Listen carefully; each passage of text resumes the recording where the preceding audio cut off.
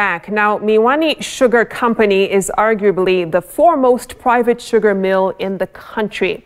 But when the government was given a slice of the pie, the fortunes of the factory began dwindling. In 2001, when the crushing machines went silent, so did the life of Miwani town. Well, Laura Otieno made a trip back to the mills that were once upon a time the jewel of Kenya's sugar sector crown, and found a ghost town. Here's more. For 30 kilometers from Kisumu town, you must travel a battered road best described by engineers as spring breaking. It leads you to Miwani town, a relic of its former past. Previously home and town to close to 10,000 inhabitants, what remains now perfectly tells the story of the death of Kenya's sugar industry. Kama hii estate ya Bikio, hata kuingia hapa ungeingia kama una permission. Ilikuwa ni estate ya Waindi, na wale walikuwa tunaita wale wanajiweza ndio walikuwa naishi kwa estate.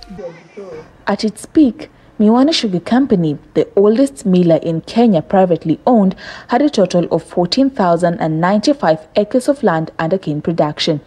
At that time, operating under full capacity, the company crushed up to 20,000 tons, providing jobs to about 6,000 people.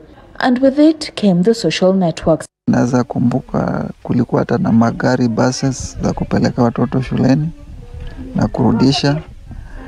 Kuna wengine walikuwa nasomea Kisumu, pelekwa asubuhi na kurudishwa jioni. Health wise, kulikuwa na hospitali ya factory yenye ilikuwa inafanya. Mtu akikuwa mgonjwa hata usiku anaenda huko kwa hospitali, na hata hapa pia. Na ujenzi pia ilikuwa smart, lakini saa hizi na hata ukiambia mtu mwenye anatoka Kisumu akuja aishi huku, anasema haezi. Today, the sugar factory could easily pass for a neglected museum holding Kenya's sugar sector history. Dilapidated buildings, overgrown grass, a general state of destitute hanging heavy in the compound. The crushing machines now silent for 17 years, having last roared in the early 2000s. Then keen on setting up its own, the state took part of Miwani Nucleus, starting public-owned Chemelil Sugar, straining the factory of cane that saw it eventually shut operations.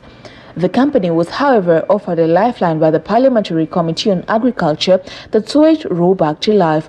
This only briefly, with the involvement of beleaguered businessman Ketan Samai, before it caved in under huge debts owed to both government agencies and farmers. Utapata kitu nzuri ukitaka. Wanasema chakula pia haijakuwa poa sana huku, but sisi sasa venye tumekaa hapa tushazoea hii life ya kuhustle. And the stakeholders await with bated breath the release of the recommendations by the Sugar Task Force.